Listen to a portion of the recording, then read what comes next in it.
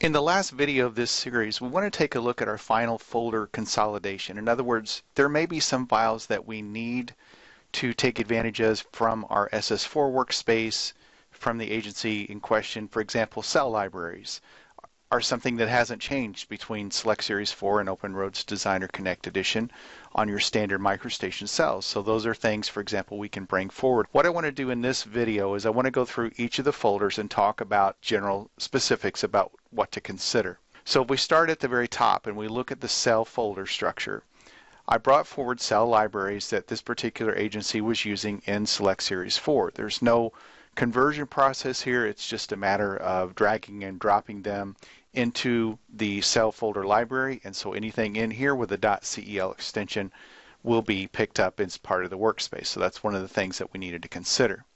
Now if we go back to the folder structure we copied, if you remember in an earlier video I mentioned that we have some cell libraries that you may want to consider bringing forward. This one has nothing really to do with Open Roads Designer Connect Edition, but it is a nice collection of bar scales that you could look at if you want to consider that. These highlighted cell libraries all have to do with annotation. So we have annotations imperial, cross-section labeling, dynamic cross-section labels, plan view labeling, plan view imperial, profile view labeling. All of these have to do with labeling annotations that we're going to get into in the next video series. The last cell library that we do deliver a default 3D cell library of subsurface feature definitions for things like inlets, manholes, etc., grates. And so that's a starting place if you're starting to look at subsurface utility feature definitions and setting up that environment. So these are cell libraries that some of these we will be copying forward when we begin to discuss our annotations. In our DGN-lib, this is somewhat the heart of the workspace.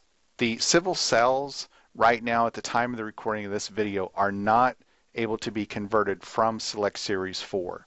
That is something that we hope to put in a upcoming refresh for this product. But right now, the civil cells would have to be recreated from the beginning if you wanted to use them in Open Roads Designer Connect Edition. And so we are providing some basic civil cells here. We have a connector, some curb ramps, entrances, meeting openings, and then some T-intersections. These are still a little bit as a work in progress. They are pretty good. We do have some tweaks to make to those that will be upgraded probably either in a workspace refresh or a refresh to the product. So if you want to just have something to begin to start working with, you can certainly make a copy of these and then put these in your civil cell folder structure just to have something to begin to look at. Probably not a bad idea. Color books, again, we talked about that earlier. This one is required to use GINT, and so I would just leave that in place. You may have other color books to consider. Design standards we've already talked about. We did bring forward the AASHTO 2011, and we also showed how we can simply open up a design standards library from Select Series 4 and let it upgrade. So just make sure you open it one time to force that upgrade. Display styles we mentioned earlier as well, and we also brought forward. This just adds another visualization option in there for you. The feature definitions is kind of the core folder structure, if you will. We have the feature definitions, which we've been working on with several videos. We also have the delivered subsurface utility DGN library, which defines your pipes. And so that one I would definitely consider bringing that one across. So we can right-click copy on that one and bring it down here and right-click and paste. The text favorites and the text styles. These are going to be discussed in the annotations, and so I'm going to hold off copying those because I want to address those in that video series. But those will come across, so just to know that you are going to need those. The graphical filters. We brought forth our filters down here, but what we didn't do is we didn't move it to the folder that's designated for those. And so I'm going to take in our folder structure here our train model filters DGN-lib, and I'm going to cut that and I'm going to paste that into the correct folder. And so we've got that in the right place now. The graphical user interface inside Open Roads Designer, it does three particular things. One is in that DGN-lib, it adds the Explorer and the properties up here to the very top. as options for the quick access ribbon icons, and also the option to create a new file. The second thing that it does in the custom menu is in your drawing view control, it creates this menu system. So all of these entries here are stored within that DGN lib where it points to these particular applications. I will tell you that all of these at the top here for these different views and the reference adjust colors, these are all calling the ViewSet VBA macro that we deliver with our product as in our examples in training workspace. So you definitely want to keep this file. The line styles we've already talked about, and we brought forth the agency line styles. So we go down here to, we have this particular entry. The only thing to consider here on the line styles is in the line styles 3D modeling.dgn library, we've added a lot of new line styles that you might find useful. And so if we can take a look at those real quickly. And so what I've done is I've opened up the line styles DGN library with no workspace or no work set so that you can just see what's in this DGN library. We've added a lot of 3D custom line styles for pavement marking, traffic control, safety. For example, you see like the 30-foot, 10-foot skip white with reflector and yellow with reflector, cable barrier, chain link fence. Be careful with this one. It is a very intense resource. It might be good for a detail sheet, but putting that in a 3D model could really slow down your processes. We have channelizer cones, construction barrels. We have all different kinds of pavement marking, guardrails, double-sided guardrails, single-sided guardrails with flared ends, jersey barrier with screens, pavement reflectors, and then all of these pavement markings that start with PAVT. These are special 3D custom line styles to help you in your visualization. They're actually created such that they're 0.15 inches above their insertion. And so you can put these right on a template. And I've done that in our training and examples workspace. I've created linear features for these pavement markings. And if you put those on the template, they will not bleed through the surface when it's visualized. They will actually be slightly above it. So all of these have been redone very recently, all of the different pavement markings. And there is metric equivalence for those of you working on metric. And so those have been done as well. But you can see we have reflector posts, red and orange and white. We have wrought iron fencing, and then we have traffic cones. And so all of that is located in this particular line styles 3D modeling. And so I suggest that you go ahead and put that one into your workspace. They're pretty much independent of design standards, except maybe for the guardrail. And so I think it'll help you to be able to come up with some of these more detailed line styles that you can work with. And if you need to go in and customize those, the backup resource files are in this folder that we deliver. And so you'll see, for example, the 3D pavement marking is here, the cable barrier is here, and so on and so. If you needed to, for example, work on the guardrail is in this resource file. And so I'm providing all those to you in case you need to go in maybe and tweak spacing or adjust a standard or something. But those 3D line styles will allow you then to use those in visualization. The link set folder structure, we're not delivering anything with link sets, but just to show you where that is used is right here in your links, where you can create these link sets and have links to internal standards, those types of things. But we're kind of moving away from setting things up in link sets and moving more to the content advisor in our environment. The sheet seeds folder structure is a very important folder structure. It's going to contain your starter seeds for your cross sections and for your plan and profile sheets, as well as all of the DGN libraries needed to create cross-section sheets, to create profile sheets or plan and profile sheets, etc. So these will all have to be created for your specific agency. That is covered in another video series in the Learn server that addresses the creation of sheets. As a placeholder, so that we can begin to become functional in this area, I'm going to go ahead and copy those over to the sheet seeds folder. But understand every one of these will have to be created from scratch and are agency specific. So just follow the video training series on that particular subject, and you'll be able to recreate those. So that concludes what's underneath the heart folder structure there of your workspace. Work sets is under the DGN libs. The fonts we talked about earlier, this is a new series of engineering fonts that we're delivering. So if I go to my place font here in the workspace, just to show you the listing here, the different ones. And so if we just take a look at one of these, for example, engineering vertical, and we look and see what symbols are available to us, we're going to have all, for example, all of the engineering symbols typical to civil engineering are going to be available to us. So we have, for example, the delta, the CL, the PL, the BL, FL, and so on. So there's a lot of different symbols in here that is dedicated to civil engineering. And then the different types just specify slanted or vertical, heavy or bold. But we are delivering those with the copyright text for appropriate distribution. In this macros folder, there's one brand new macro that we are delivering that I wanted to make a special point of, and that is this scalemodels.mvba. And I went to the workflow drawing and utilities, and I loaded that particular one just by going into the project manager and selecting it. And I'm going to go ahead in a cell library. I'm going to press play here. And we get a little warning message talking about what it's going to do, but essentially it looks at all of the models in a cell library. And it says, oh, we have so many models, for example, that are in US survey feet, and you have 4 of them that are in different storage units.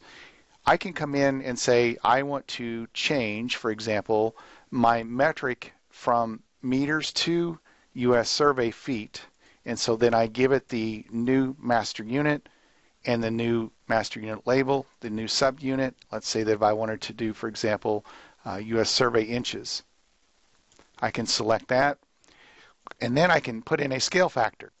If I'm going to the same resolution and simply going from feet to meters, I can put a scale factor in here and then apply those changes. And what that will do is it will find the 4 models that are not using the same units as the majority of these, and it will convert those over. And so we'll apply these changes. And by the way, please do this on a backup copy. There is no undo here that's going to set this back. And so once it's done, it's done. And so we're going to apply these changes. And so now that you can see they're all with a resolution of 10,000 US survey feet, and those particular 4 models will have been rescaled down to be the appropriate dimensions, and they're scaled about the origin of a 0, 0 on the XY plane. And so that's how this application works. It allows you to make quick changes to your cell libraries. The materials folder, again, we just brought that straight forward. A lot of the agencies I've noticed are using the materials that we delivered with the examples workspace. You can continue to do so. Keep in mind, though, that we did add some additional materials. We also updated the materials DGN lib to accommodate for those new materials. The preferences folder is all about setting up seed preferences. And so we have preferences in here for the function keys, which directly works with our view set macro on our right-click view controls. And so take a look closely at those. And we also have seed preferences for the MicroStation UPF file, which is going to be here, the docking seed, the Explorer settings, the group panel, and the ribbon seed. Essentially, that's controlling the look and feel of the environment when we come in to the product. For example, I have the snaps open in place down here. That's part of the preferences, just to give you an idea. And also it controls, for example, in here under the user preferences, you're going to see that we have a default in here, Open Roads Designer defaults. A couple of things to point out. I would suggest if you're going to do your own set of preferences, enabling the escape exit command. I would also consider on the text, this is going to be really important to hide the field background. This is not going to be on by default, but we need to turn this on for our labeling, which is going to be coming later, setting up our annotations. Again, another rather important setting that you want to consider. Another very important setting in your preferences to consider is the AccuSnap settings. If you go to your search bar and just start typing AccuSnap, and you can go to the settings dialog. By default, the pop-up info delay is set to 5. And what we have found with OpenRoads Designer Connect Edition, the context-sensitive toolbar is very slow to pop up with this default setting. And so we changed this from a 5 to a 1, and that's stored in the MicroStation UPF file. And so we would strongly suggest you consider making that change. And also in the Field tab, the snap tolerance is set in the middle, and we slid that over to roughly about 80%. And that also helps, it seems to help with snapping to objects in the corridors. And so we strongly suggest keeping those as part of your preferences in MicroStation and what we put into our seed preference file that makes our MicroStation UPF file. If you have any customized per your organization style sheet reports, you can put those in the reports folder. Also, we have the scales def file. This is nothing new to the MicroStation environment, but what you might want to do is take a look in here. The system will know if you're running imperial metric, but if there's certain scales, for example, in imperial that you'll never use, you can just simply come in and delete these lines, and then they won't show up as an option to the user. The seed files, we did make copies of the ones delivered, because remember we talked about using those as the root seed files that you would need, that you have your save views in your 2D, which is really important to that right-click view control menu system, and then taking these two seed files and making them your own. For example, if you have graphical coordinate system that you need to put in there, other things that you may want to do to your seed files, but you definitely want to start with the ones that we deliver and then modify those to your proper working units. As an example, if your seed files are not going to be the same name as what we deliver, this seed 2D imperial and seed 3D imperial, which I would assume they would not be. Let's assume, for example, their agent. We'll use this as a name, so I'm going to put this name in my clipboard. We need to go back to the organizational-civil folder structure, modify our configuration file that calls that particular organizational level. And in here is where we actually call the seed files, and we have the seed file name. So when we look at this configuration file, we can change the name of the seed file right here to agency XYZ seed 2D, and we'll do the same thing on the design model seed here, and then save those changes. And when you do set up your sheets, your drawing model and your sheet models in that particular training series, you'll need to come back to these two lines and then also this one and set those appropriate names as well, which would be located underneath the seed. We have this sheets folder structure, and I'm just going to copy this as a placeholder so that we don't forget later, and we'll paste that, knowing that you'll need to come in here and revise these to your particular units of resolution and naming schema that you want when you go to create your sheet setups for your environment. These sheet borders are just drawings and in equivalent cell libraries of the title blocks. And so what I'm going to do is I'm going to copy these over as placeholders, again knowing that when you do set up your sheets, you'll need to go ahead and revise these to your particular agency. And then we have the super elevation folder structure. We kept the one that was delivered. We have an AASHTO 2011 Imperial. We also have a metric. You may have your own super elevation standards. Those are something that you will be able to upgrade simply by opening it in the super elevation dialog application. It will upgrade those to OpenRoads Designer Connect Edition. And then we have the template library. The ITL file that we deliver with the training examples is stored there.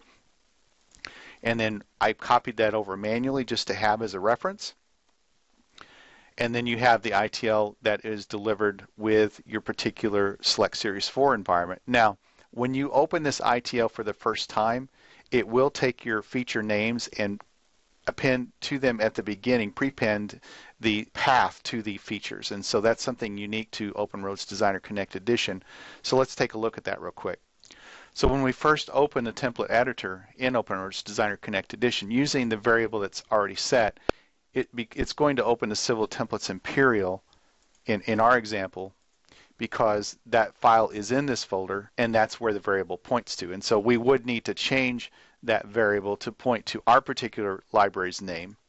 But I just wanted to show that when we open that file for the first time, and if you have your features correct, you should see lots of color. But if we take a look, for example, at a point name, notice now that the full path is in place. And so you do not want to open your template library until all of your features have been brought forward, or it's going to cause problems with these pointers, and that's important. But just to show you how that it updates the template library to point to those paths, both on the points as well as on the feature definition. Make sure after you open it the first time that you save it so that it does remember those changes.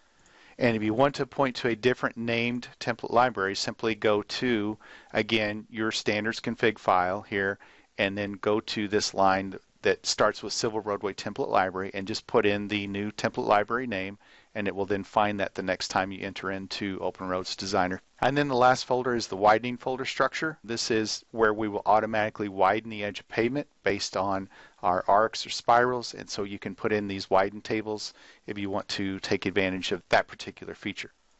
Then under the workspaces folder structure, where we initially made a workspace for the agency XYZ roadway, and remember that these are specific to a particular department, so we can dig down a little bit deeper, more specific into what you make available or you append to the organizational level, which is where we've been working. One of the things that you need to understand is we have templates in here that will automatically create workspaces and work sets, and they're stored in this template folder structure. There's a work set template and a workspace template. And if you take a look at these files, this work set and workspace template, when the user goes to Open Roads Designer and they select a workspace or a work set, they're going to have options here. I can, in other words, create my own workspace right here. Once I have a workspace, and I'm just going to pick the one that we already created, under work sets, I can create a work set. Well, the way that this works is it uses these two template files to set up the environment for that workspace and for that work set. And so we've given you some good go-bys here to come in and modify these as desired. And so that's what these template files are for, where it sets this up and points to everything in the proper locations for the workspace and for the work set. So you definitely want to take a look at those in your folder structure and customize those to your environment. So if the user does go to create one, it will use everything appropriate to your particular situation. This concludes our training series then on migrating our workspace development and incorporating our folder structures between training examples and our new environment. There are two other major training series that you'll need to review. One is for the creation of sheets and their seed files, and the other major training section is all about annotations, and so be sure to take a look at those as well.